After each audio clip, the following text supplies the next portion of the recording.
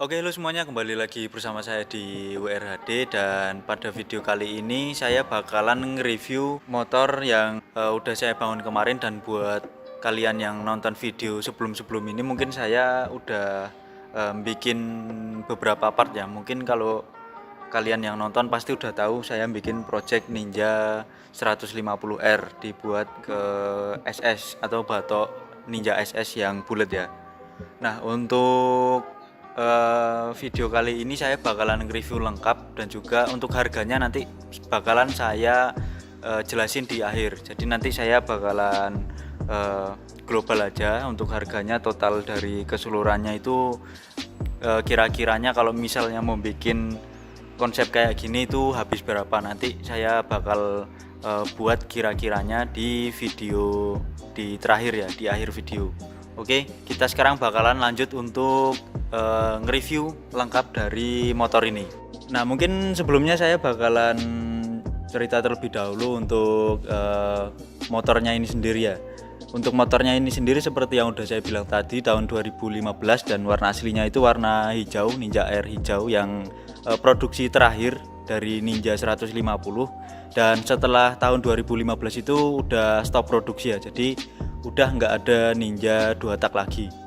Dan untuk motornya ini sendiri kurang lebih udah 9 tahun saya pakai dari baru, kurang lebih 9 tahunan dari 2015 itu. Dan untuk body originalnya itu seperti yang udah saya sampaikan waktu pemasangan part yang pertama itu, waktu masang body. Jadi untuk bodinya yang originalnya warna hijau itu saya simpan semuanya, mulai dari tangki, terus body orinya, spakbor depan, terus sayap, itu masih saya simpan. Jadi karena kalau mau dicat itu eman-eman lah ya kalau kata Jawanya. Kalau misalnya bahasa Indonesia ya sayang lah kalau misalnya mau dicat body orinya. Jadi saya mutusin buat beli body double atau beli body yang kedua buat di repaint atau dicat yang warna seperti sekarang ini. Dan untuk warnanya ini sebenarnya warna biru keunguan. Jadi kalau misalnya kena cahaya itu dia warna biru, dan kalau di tempat gelap itu dia jadi bisa berubah warna ungu seperti itu. Dan kemarin itu sempat saya bikin jari-jari juga yang waktu konsep 17-18. Mungkin kalau kalian yang ngikutin waktu saya bikin project yang sebelumnya ini, kalian udah tahu yang pakai jari-jari, yang depan pakai ring 17, yang belakang pakai ring 18. Nah, itu juga udah saya repaint sih sebenarnya yang body yang ini. Jadi warna silver ya, itu silver lembayung biru. Cuman saya mutusin buat ganti warna lagi ke warna yang sekarang, karena waktu itu mau di double clear malah catnya ngangkat. Alhasil saya repaint ulang dengan warna yang baru. Dan mungkin kalau kalian mau lihat video pemasangan part-part yang tertempel ini, kalian bisa search aja di YouTube saya di videonya yang sebelum-sebelumnya ini, karena saya udah bikin video untuk pemasangan part-partnya ya. Jadi kalau misalnya kalian mau nonton silahkan cari sendiri aja, karena di situ ada beberapa video, jadinya untuk dimasukin link terlalu banyak ya. Dan mungkin sekarang saya bakalan mau jelasin aja part-part yang udah tertempel sekarang ini. Dan untuk video test ride-nya besok saya bakalan bikin di video setelah ini, jadi kalian tunggu aja buat yang mau lihat video test ride-nya.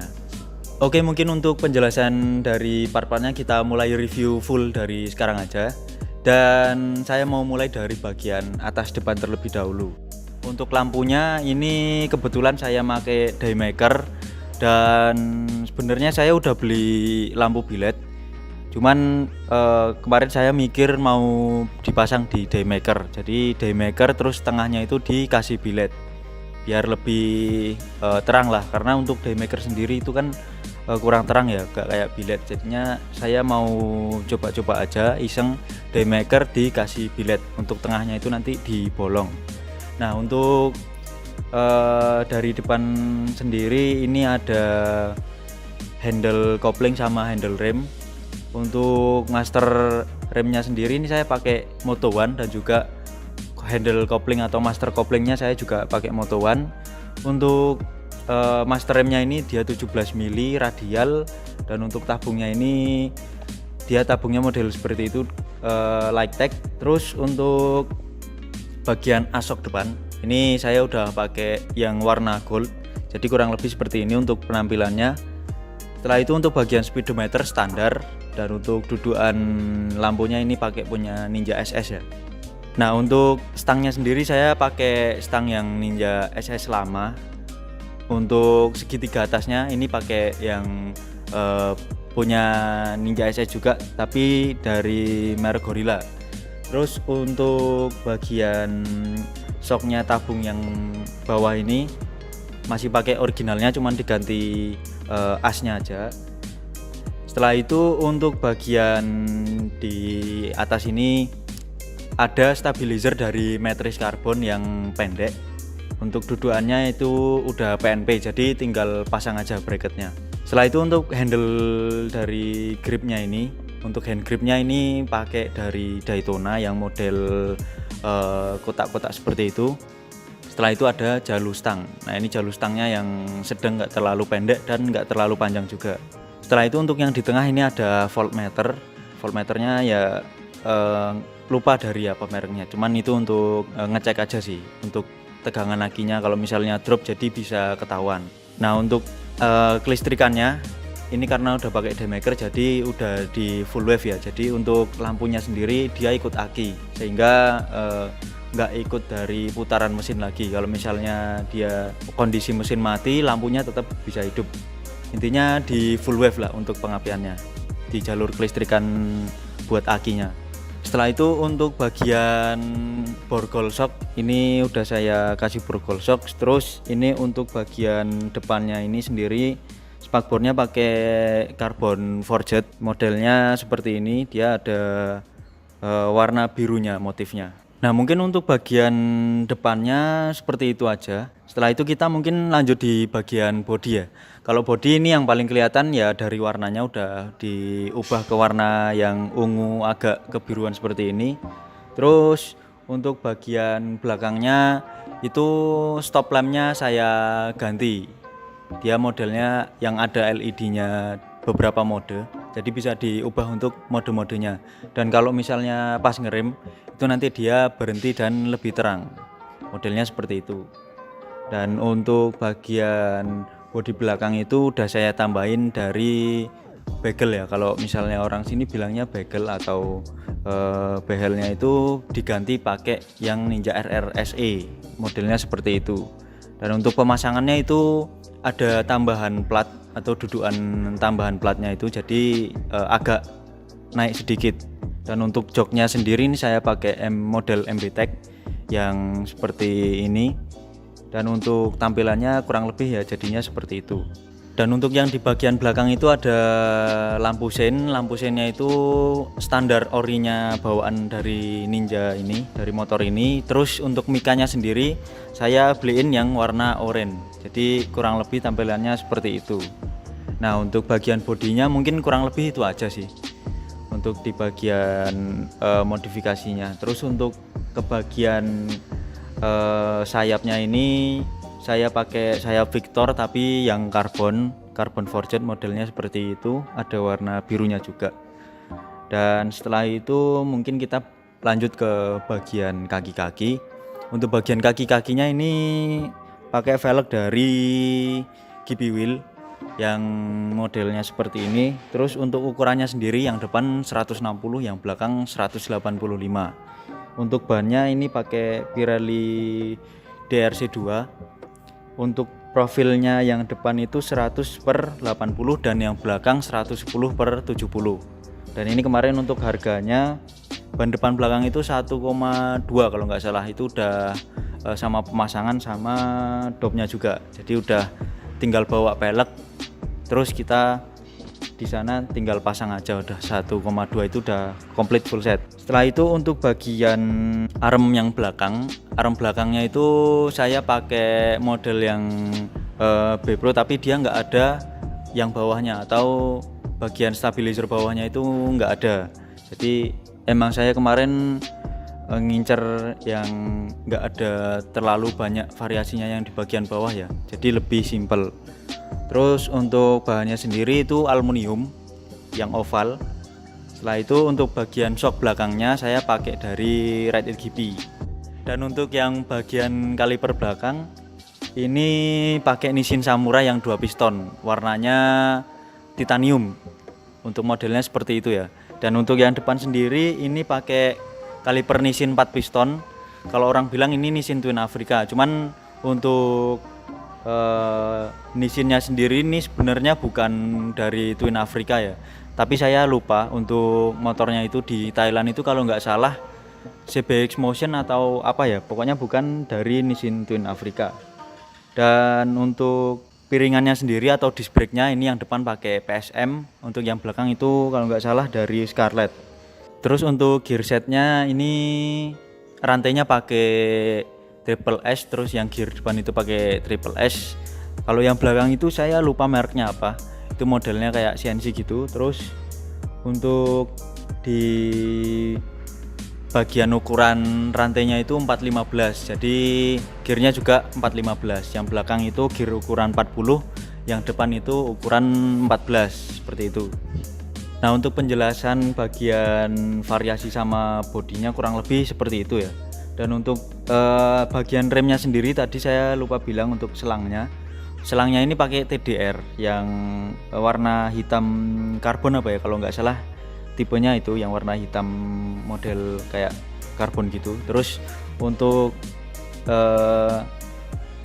bagian bodinya kemungkinan udah saya jelasin mulai dari depan, belakang, atas, bawah. Selanjutnya saya bakalan pindah ke sektor mesin. Nah, untuk mesinnya sendiri ini sama seperti yang dulu. Untuk bloknya semuanya sama. Terus untuk rak asnya masih pakai Zatek. Dan untuk bloknya itu porting harian karbu PWK 34. Sama untuk bagian headnya itu di squeeze ulang. Bahan bakarnya Pertamax bisa atau Pertamax turbo juga bisa. Nah, untuk selanjutnya ini saya bakalan bahas di bagian bak kopling sama bak magnet.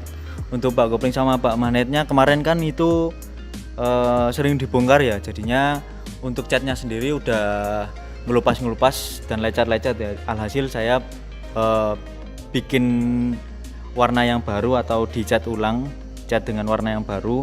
Warnanya itu abu-abu agak gelap atau abu rokok. Untuk warnanya seperti yang kalian lihat ini. Terus untuk bagian tutupnya itu saya beliin dari CNC yang warna silver seperti itu. Terus untuk bagian underbone atau post step ini saya pakai model kayak DKT, tapi itu yang pakai master rem belakang disc brake ya, atau yang cakram. Jadinya dia ada dudukan buat master rem yang belakang. Kalau misalnya yang satunya itu dia yang model DKT tromol yang belakang, jadi dia nggak ada dudukan buat master rem belakang. Dia modelnya kayak tuas buat narik besi rem belakang itu ya. Nah, untuk sektor mesinnya kurang lebih seperti itu. Dan untuk radiatornya ini saya pakai dari radiator V&D yang curve. Dia modelnya seperti ini, lumayan agak besar. Untuk selang radiatornya sendiri saya pakai yang model transparan, cuman untuk di dalamnya itu, di dalam selangnya ada kawat besi, jadi kemungkinan lebih kuat daripada yang nggak ada kawat besinya ya. Karena ada beberapa yang pernah make selang transparan tapi nggak ada kawatnya, itu dia kalau misalnya terlalu panas itu dia bisa rawan pecah ya. Jadinya saya nyari yang ada lapisan kawatnya di dalam selangnya.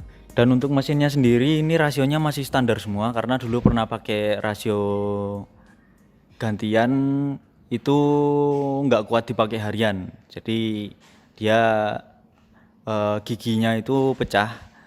Terus saya balikin ke standar lagi.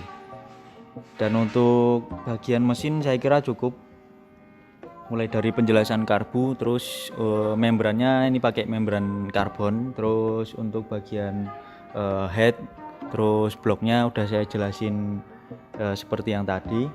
Terus untuk bagian super kipnya itu AHS nya saya tutup udah lama, jadi yang bagian kiri itu saya beliin segitiga atau kupingan super kip sama seperti yang kanan, dan itu PNP. Setelah itu untuk bagian pengapian ini ada tambahan dari CDE nya sendiri, ini CDI programan, jadi bisa di mapping untuk besar apinya. Untuk kiproknya sendiri ini pakai kiprok dari NMAX karena udah di full wave. Ya mungkin untuk reviewnya kurang lebih seperti itu aja. Sekarang kita bakalan buat video cek sound aja. Dan sekarang kita lanjut buat ngidupin motornya ini.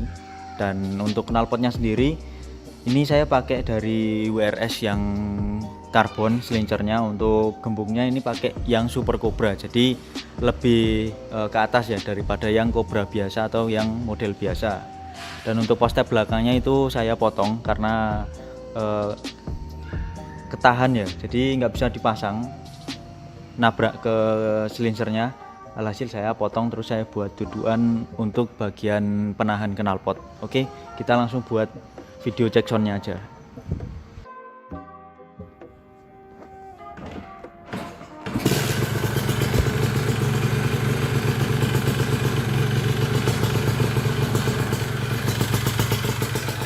Nah, ini untuk suara dari motornya, dan untuk idle-nya kurang lebih suaranya seperti ini.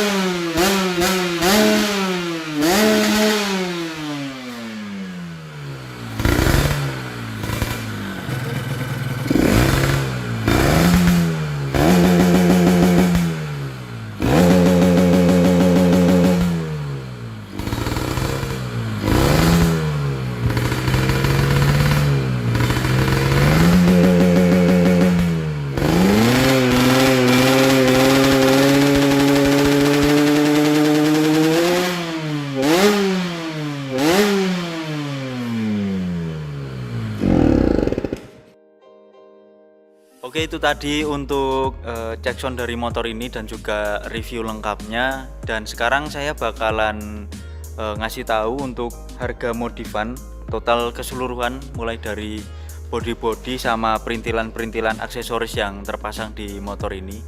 Dan setelah saya hitung itu totalnya sekitar 18 juta itu untuk bagian body sama perintilan-perintilan aksesoris, termasuk kaki-kaki, terus radiator, setelah itu body set, terus untuk knalpot, dan juga bagian ini ya, bagian untuk aksesoris di mesinnya.